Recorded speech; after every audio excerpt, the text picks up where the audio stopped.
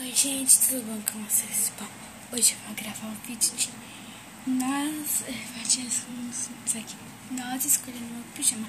Deixe nos comentários qual que eu devo colocar na sexta-feira na festa do pijama.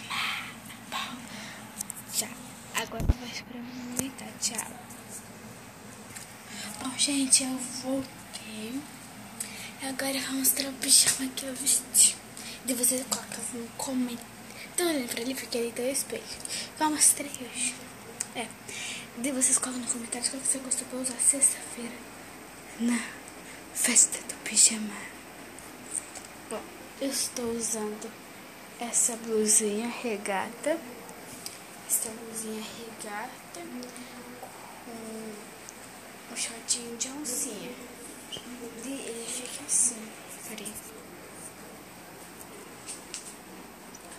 Olha, gente, como é que ele fica.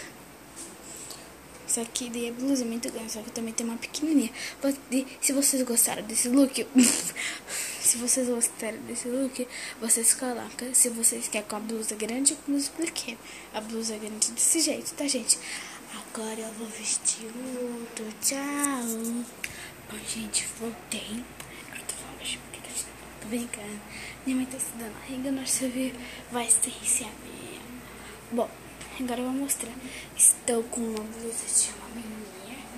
Coisa mais fofa. Aqui. Peraí. Aqui. E, bom, a menininha, como vocês viram, ela é de manga comprida. O outro também é manga comprida. E eu não sei se viu aí. Bom, e short o shortinho rosa com três furinhos.